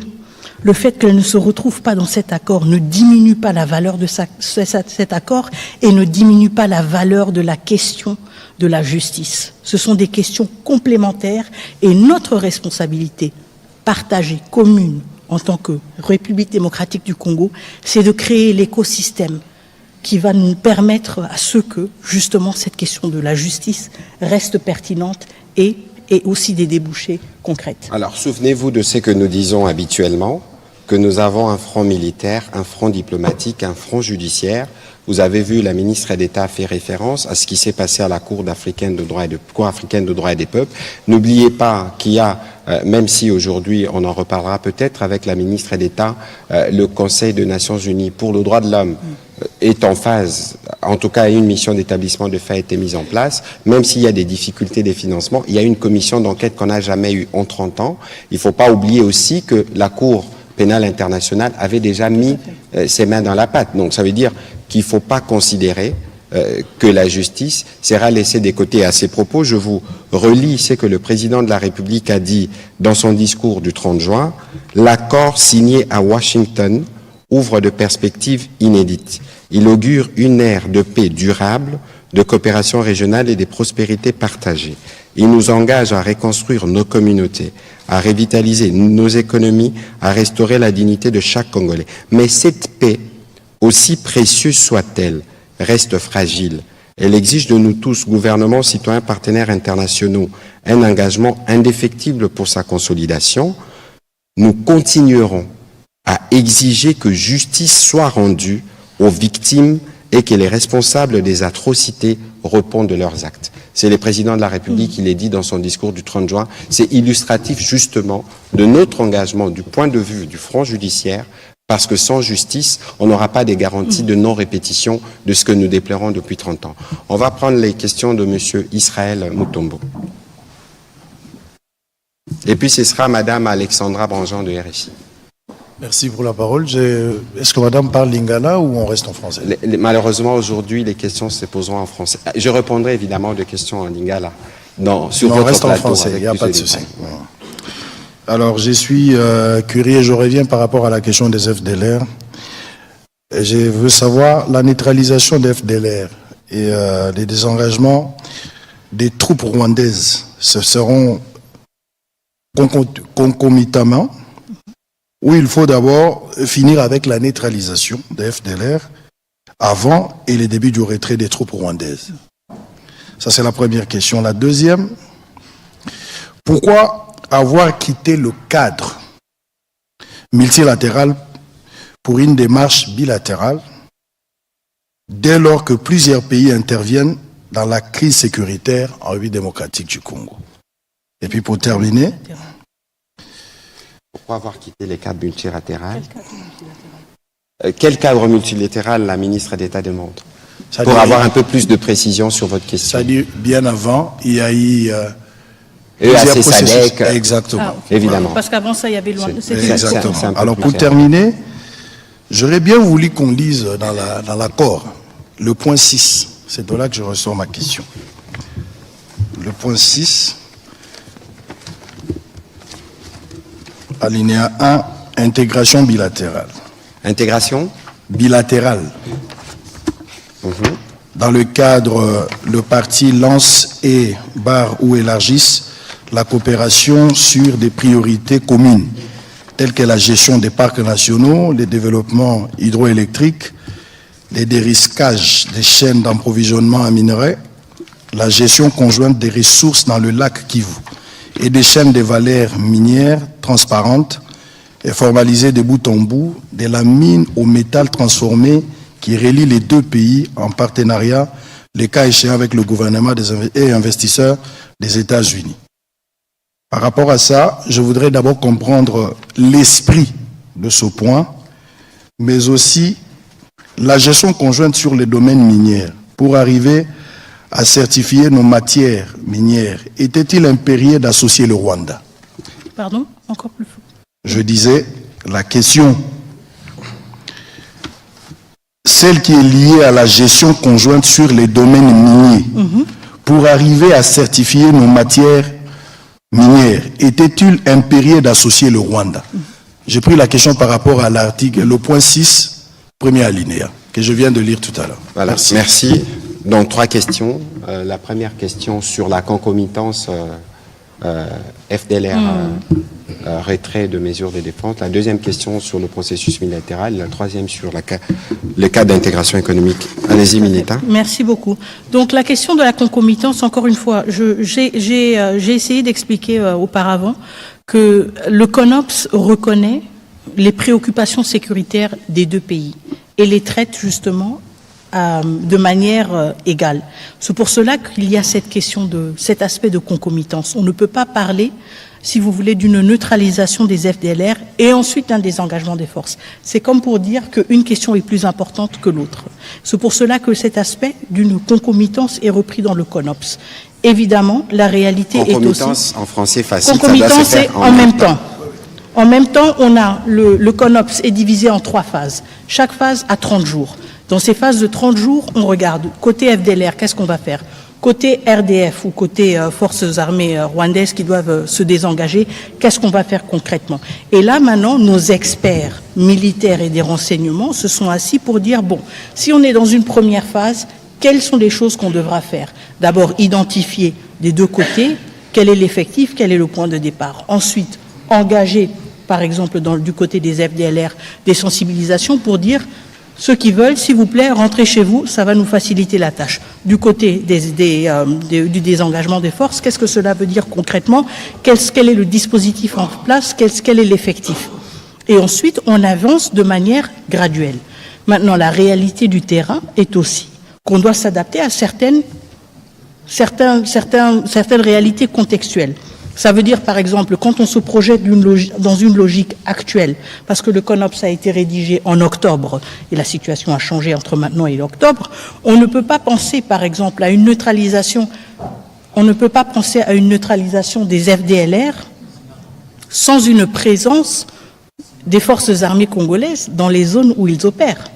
Et donc, on ne peut pas penser à une neutralisation des FDLR sans un désengagement des forces armées rwandaises. Et donc, c'est justement là où nos experts militaires travaillent ensemble pour dire, si on veut atteindre tel objectif, eh bien, on doit être conscient que l'autre partie doit avancer sur certains points. Et c'est ça l'esprit de la concomitance, ou l'esprit du fait que tout se passe en même temps. On ne peut pas dire qu'on a un problème des FDLR si nous ne contrôlons pas les zones où elles sont supposées être opérationnelles.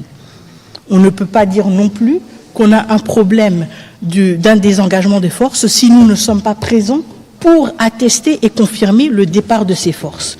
Et donc, évidemment, entre octobre et juillet 2024 et juillet 2025, il y a eu certains changements contextuels et on devra ajuster. Mais l'esprit reste le même.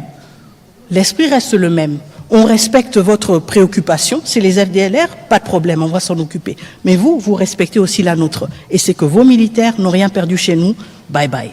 Et donc, c'est ça l'esprit de la concomitance. Les deux parties doivent reconnaître la validité de leurs préoccupations sécuritaires. Est-ce qu'on peut estimer le retour de la paix? Pour quand est-ce qu'on peut estimer le retour de la paix?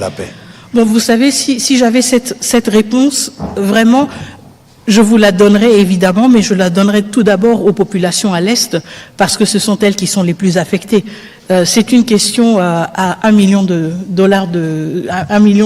dollars. Je n'ai pas la réponse à quand est-ce qu'on peut estimer le retour de la paix. Ce que moi je peux vous dire, c'est que du côté de la République démocratique du Congo, à travers la signature de cet accord, à travers tous les actes politiques que nous posons, à travers notre mobilisation, nous sommes déterminés à œuvrer pour un retour de la paix dans les plus brefs délais. Maintenant, la responsabilité, c'est une responsabilité partagée. Voilà, la question sur les multilatérales. Oui, la question sur le multilatéral, donc pourquoi est-ce qu'on n'a pas continué dans le cadre SADC-EAC? Bon, vous savez, à un certain moment, il y a eu des engagements à plusieurs niveaux. Vous vous en souviendrez. On a eu d'abord le processus de Luanda, on devait avoir un sommet, et le président Kagame n'y a pas participé. On a eu ensuite plusieurs tentatives au niveau de la sous-région de trouver une solution. Il y a eu plusieurs accords qui ont été signés, plusieurs décisions, mais il n'y a pas eu de matérialisation. Et donc la raison pour laquelle ces cadres multilatéraux n'ont pas continué à être exploités, c'est parce qu'ils n'ont pas fourni de résultats. Et parce qu'on n'a pas le luxe de dire on va juste attendre jusqu'à ce qu'un bon jour on ait un résultat. Nous sommes le pays agressé, nous sommes le pays occupé, nos populations souffrent, nous n'avons pas le luxe du temps et de dire bon, on va maintenant gérer les égos des uns et des autres. Nous voulons des résultats et nous les voulons rapidement. Et nous les obtenons là où nous pouvons les obtenir. Et je pense que cet accord en est la preuve. La troisième question, alors c'était sur le point 6 justement. Et donc, sur s'il était nécessaire d'avoir le Rwanda associé dans la question de la certification. Oui, dans la certification. Donc, en fait, ce volet, c'est un accord quand même structurant de l'accord. C'est un aspect structurant de l'accord. Il propose transformer les questions sur lesquelles nous avons souvent eu des conflits en zone de coopération. Et donc l'idée, c'est justement d'aller d'un contexte dans lequel on s'accuse mutuellement vers un contexte justement où il y a plus de transparence et plus de visibilité. Quand il s'agit de la certification, il ne s'agit pas que du fait que le Rwanda va maintenant certifier nos minerais ou que nous allons certifier les minerais rwandais. On s'appuie sur les mécanismes qui existent, sur les mécanismes par exemple de la CIRGL pour dire justement si nous voulons que la question des ressources naturelles ne soit plus une question épineuse, si nous voulons aller au-delà des accusations mutuelles des uns et des autres, vous avez pris les nôtres, vous les vendez comme les vôtres, etc., nous devons renforcer cet aspect-là des mécanismes qui existent déjà au niveau de la région, à savoir les mécanismes aussi de certification. Et ça veut dire que Forcément, nous devons travailler ensemble avec le Rwanda, tout comme nous devons travailler avec d'autres pays de la région. Quand vous regardez la CIRGL, elle ne se limite pas au Rwanda et à la RDC, mais elle a justement le mécanisme qui est le plus utile, si vous voulez, et le plus probant pour cette question de certification et sur lequel je pense que nous allons devoir nous appuyer. Et donc pas exclusivement RDC-Rwanda, mais justement dans un caractère régional qui va bien au-delà. La question, c'est qu'ici, il s'agit d'un accord entre les deux pays. C'est pour cela qu'on parle explicitement des deux pays. Alors, je vais être plus concret sur cette question pour éviter justement toute ambiguïté. Le lac Kivu, nous avons le gaz dans le lac. Le lac, qu'on les partage. Comment voulez-vous que sur la gestion du gaz qu'il y a dans le lac, un peu comme on a les pétroles dans les Graben albertines avec l'Ouganda, qu'il n'y ait pas des interactions? Première question, premier exemple. Deuxième exemple, le massif du Virunga, le parc de Virunga. C'est les mêmes massifs. Évidemment, il est plus grand, plus important à RDC et plus petit au Rwanda. On a des familles des gorilles qui vivent comme des humains. Lorsqu'il y a de coups de feu, ils se déplacent, ils traversent dans les mêmes massifs pour se retrouver. Donc, vous voyez que c'est les questions qui ont été abordées ici, c'est des questions qui nous lient. Nous connaissons tous les motivations de la guerre. Vous avez vu qu'on a sanctionné la raffinerie des Gasabo au Rwanda par l'Union européenne parce qu'elle raffine de l'or qu'il n'y a pas chez eux. Et donc ici, il faut s'assurer que nous avons pris toutes les précautions qu'il faut. Souvenez-vous de ce que la Mineta a dit précédemment ici. Nous sortons de 30 ans des conflits. Nous avons de millions de morts. Et donc, même si nous devons nous engager dans le cadre d'un partenariat économique, cela ne peut jamais se faire sans tenir compte de tout ceci. Et donc, Israël Mutombo, soyez bien apaisés sur le sujet. Ce qui a été abordé ici, c'est des choses qui sont vécues au quotidien et pour lequel nous, comme République démocratique du Congo, dans le cadre d'une paix restaurée, on ne peut que voir comment mieux faire. On a parlé d'électricité aujourd'hui, même aujourd'hui, Sénélac. Je vous ai donné l'exemple du Sénélac, du courant qui est produit Ruzizi en RDC, mais qui est donné au Rwanda et au Burundi dans le cadre d'un projet d'intégration qui a été mené par la CEPGL. Donc ici, il faut bien lire ce qui a été dit et le garder dans le contexte précis parce que vous avez des exemples des réalités qui sont déjà vécues sur terrain. On va prendre la prochaine question. Comment nous sommes arrivés à signer l'accord avec le Rwanda alors que la démarche était celle de rechercher la sécurisation? Je crois que ici, Israël, on ne va pas refaire l'émission. La Mineta a dit que c'est un accord de paix. On a signé un accord de paix. Dans cet accord, on a énoncé des principes, notamment le principe de l'intégration économique. Et dans les principes d'intégration économique, on a parlé d'une intégration régionale, on a parlé de ce qui est bilatéral en partant de l'existant. Il faut bien comprendre cela pour que cela ne soit pas un élément de confusion. On aura l'occasion, je viendrai sur votre plateau pour aller plus en détail, parce que je pense que vous-même, vous avez des susceptibilités sur le sujet. Mais ici, comme le président de la République l'a dit en début de cette émission, aucune ressource de la RDC ne sera bradée. Madame Alexandra Branjon, allez-y s'il vous plaît. Et puis ce sera Eric Izami. Et puis on prendra la dernière question pour terminer. Madame la ministre, bonsoir. Monsieur le ministre, une question à nouveau sur les FDLR. Comment est-ce que vous comptez neutraliser ces FDLR? Est-ce que vous estimez aujourd'hui que les forces armées congolaises ont les moyens de le faire, sachant que ces groupes armés sont souvent dans des zones contrôlées par les M23? Est-ce que vous avez identifié des difficultés pour le faire? Est-ce que vous souhaitez une assistance étrangère? Tout à l'heure, vous parliez de la MONUSCO. Et enfin, est-ce qu'une opération conjointe avec l'armée rwandaise pourrait être envisagée? Merci. Merci beaucoup. Alors la question des FDLR et leur neutralisation, évidemment, je pense tout d'abord qu'on doit se référer à toutes les expériences antérieures que nous avons déjà accumulées en République démocratique du Congo et donc à une certaine expertise, si vous voulez, dans la question, raison pour laquelle, pour nous, il s'agit surtout d'éléments résiduels des FDLR. Je pense qu'on a vu quand même, au fil des années, une réduction quand même assez sensible par rapport au nombre des effectifs des FDLR, suite aussi aux opérations, aux différentes opérations et différents efforts qui ont été menés par la République démocratique du Congo.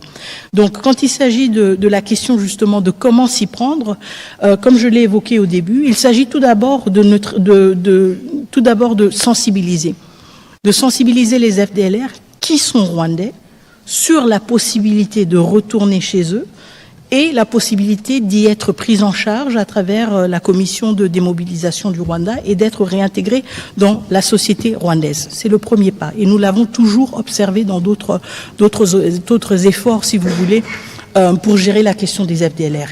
Évidemment, tout cela va de manière crescendo, si vous voulez, ou séquentielle, en fonction justement du succès de cette première étape.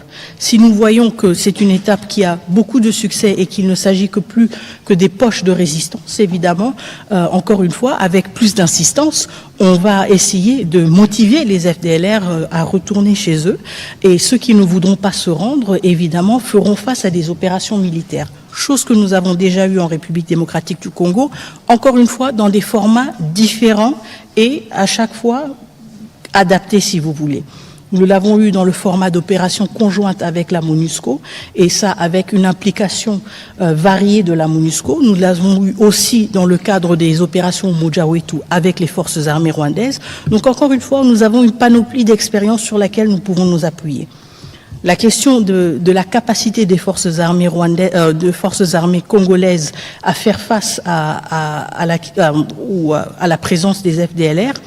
Bon, déjà, elle ne relève pas de mon domaine, mais je peux vous assurer que la défense, pendant ces derniers mois et pendant ces dernières années, s'est justement concentrée sur son efficacité et sur justement le besoin d'être plus performante. Et donc, je peux très bien m'imaginer que dans ce cadre d'opération aussi stratégique, d'une portée si importante pour la République, que nous n'allons pas avoir de doute sur la performance, la capacité de performance de nos forces armées.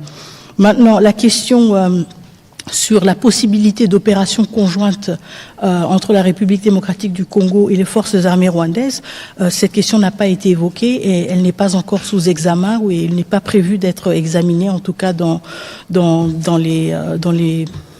les jours à venir. Nous nous concentrons sur nos propres capacités,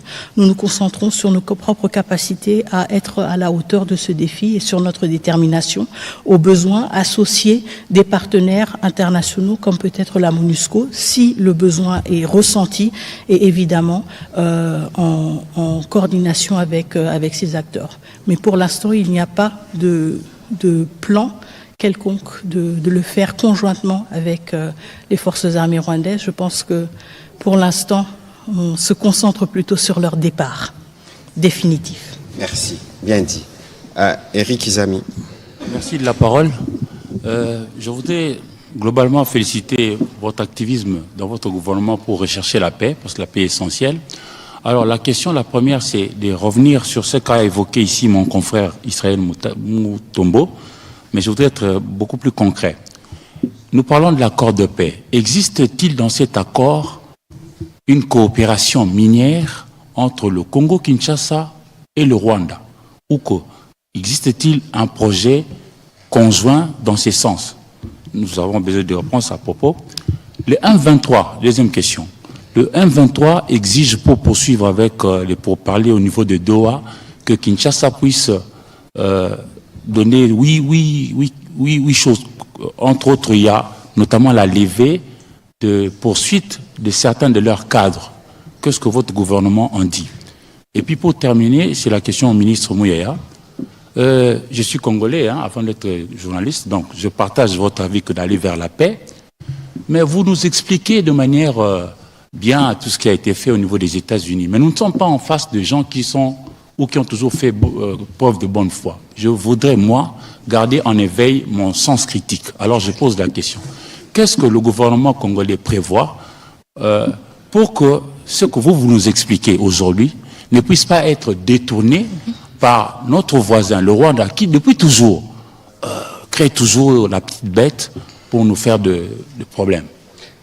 Je crois que c'est une question qui est toute simple.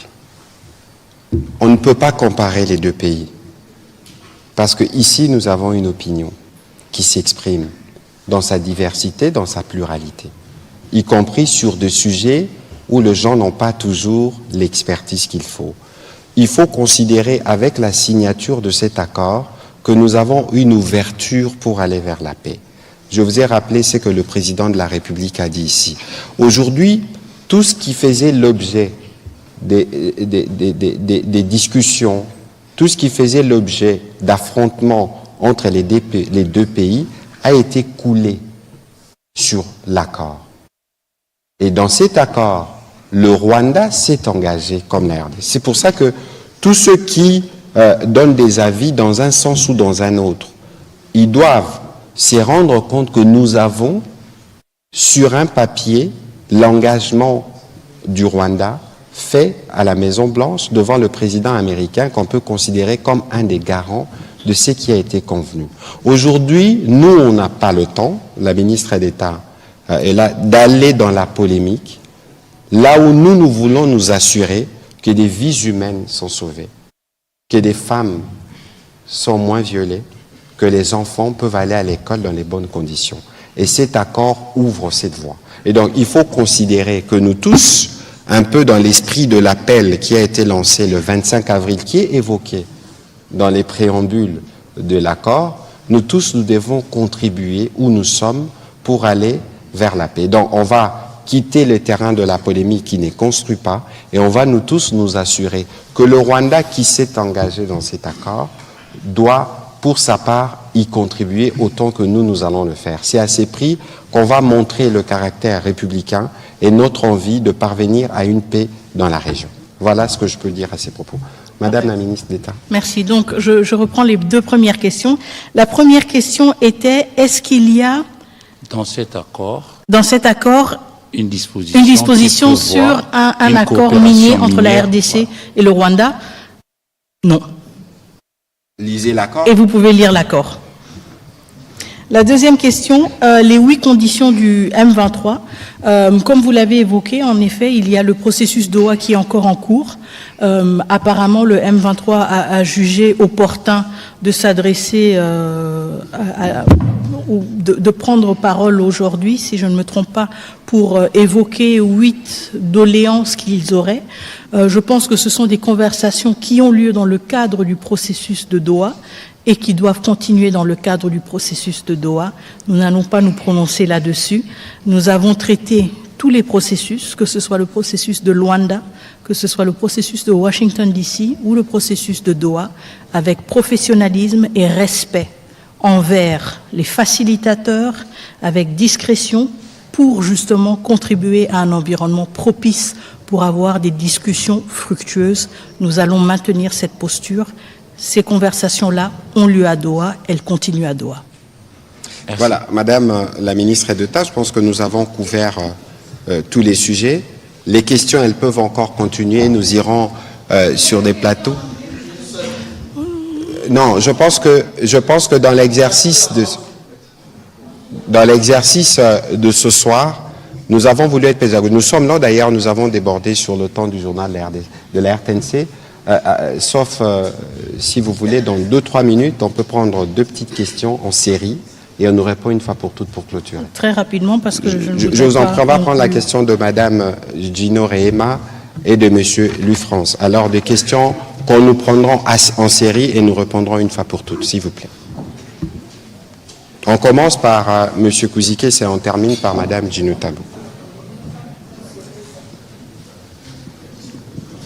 Merci beaucoup, Monsieur le ministre. La parole a été démocratisée. Madame, j'ai constaté que vous avez du mal à vous débarrasser des textes. Il faut poser des questions. Oui, s'il vous plaît.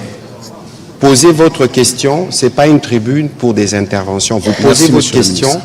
On viendra dans votre plateau pour donner les détails. Mais ici, il faut poser votre question et on vous donne une réponse.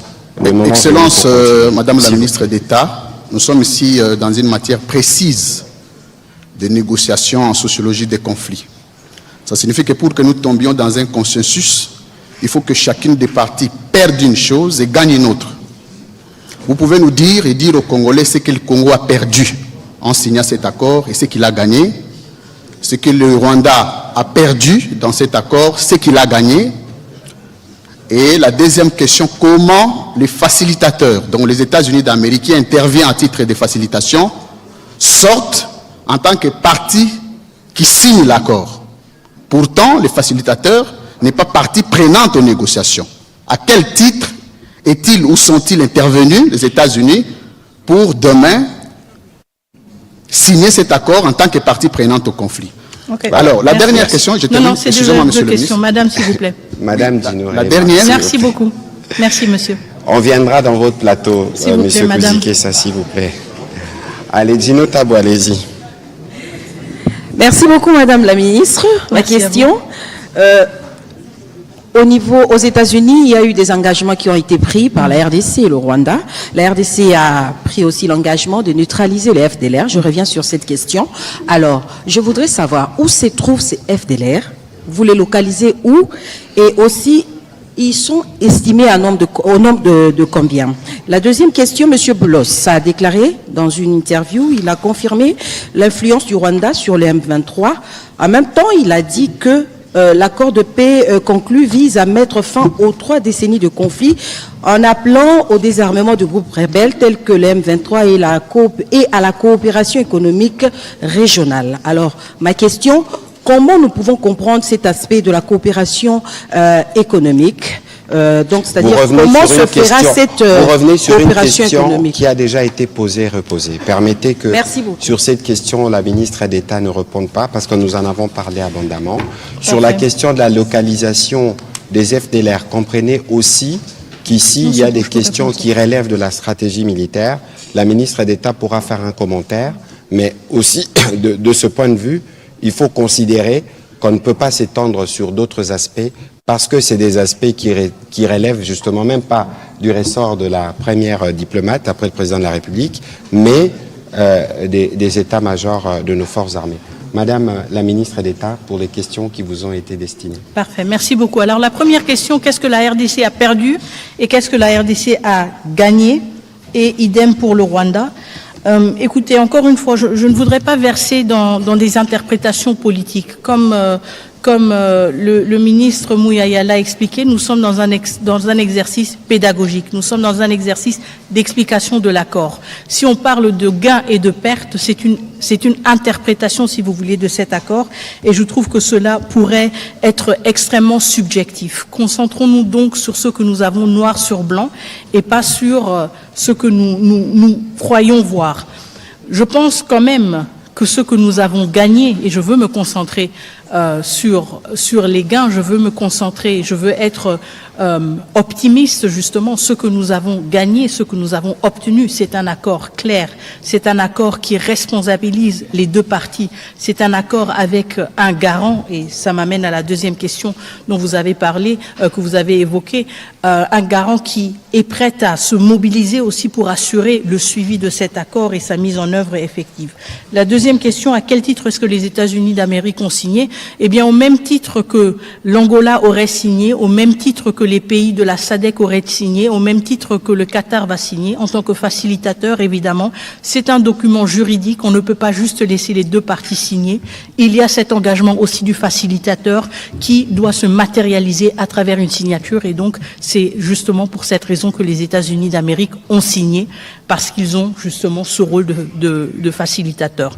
En même temps, vous vous en souviendrez peut-être, pendant la cérémonie de signature, il y avait d'autres participants qui ont aussi contribué à ces efforts, mais peut-être que cela ne s'est pas manifesté à travers une signature, à savoir le président de la Commission de l'Union africaine, à savoir le ministre d'État, ministre des Affaires étrangères du Qatar, à savoir aussi le ministre des Affaires étrangères du Togo.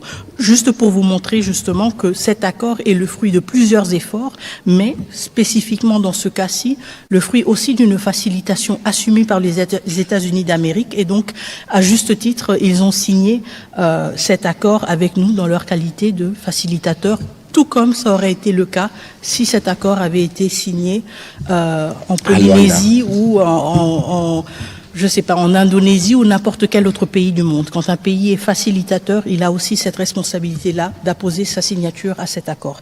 La troisième question, c'était sur les FDLR, sur les effectifs des FDLR, sur le positionnement des FDLR. Comme le ministre l'a indiqué, nous n'allons pas pouvoir nous pencher sur ce genre de détails opérationnels, mais ça nous ramène encore une fois au rôle du mécanisme conjoint de coordination de la sécurité qui justement a ce travail-là, d'établir, si vous voulez, un point de départ, d'établir une compréhension partagée.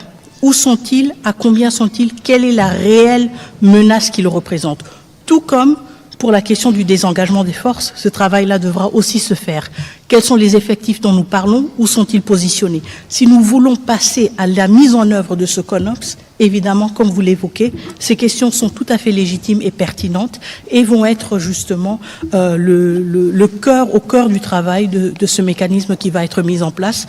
Nous n'allons peut-être pas tous avoir les détails de ces informations, mais pour que ce travail se fasse de manière efficace, il devra y avoir un point de départ qui permettra justement d'évaluer le progrès et le succès des efforts et des opérations respectives.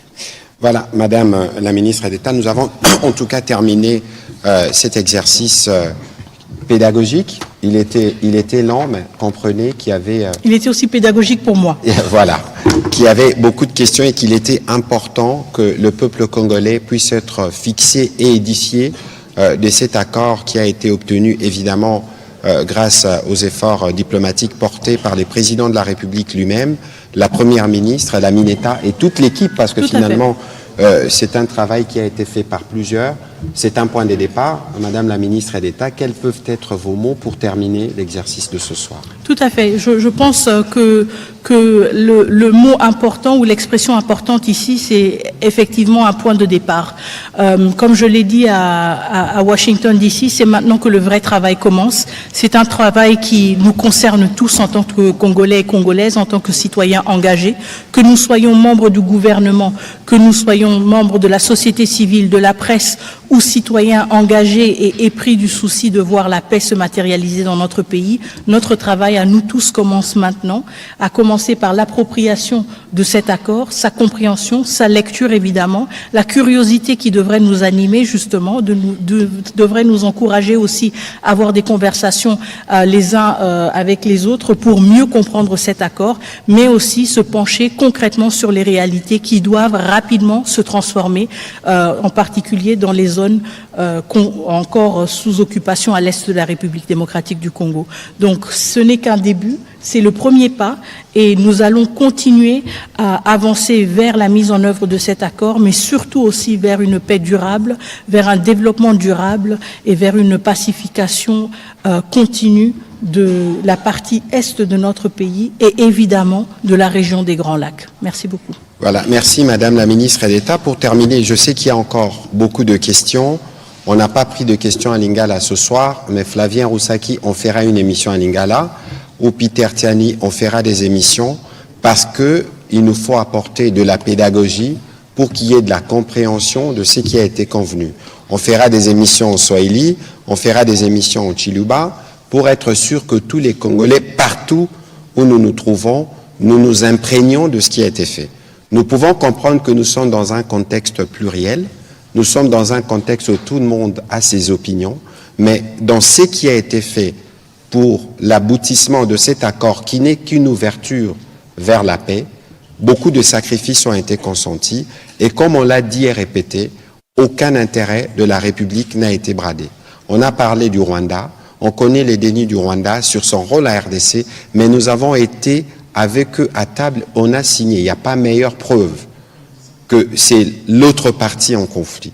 Et donc, donnons-nous nous-mêmes la chance de voir la paix revenir dans ces parties du territoire et nous comptons sur vous, justement, les médias, pour contribuer à une meilleure explication, et nous vous disons déjà notre disponibilité pour continuer à apporter dans le cadre de notre devoir de redevabilité sur lequel insiste beaucoup la Première ministre et les présidents de la République, pour que le Congolais puisse être pleinement édifié sur ce qui s'est fait, évidemment, que vous serez tenu au courant de prochains exercices pour lesquels nous souhaiterons votre accompagnement et votre contribution.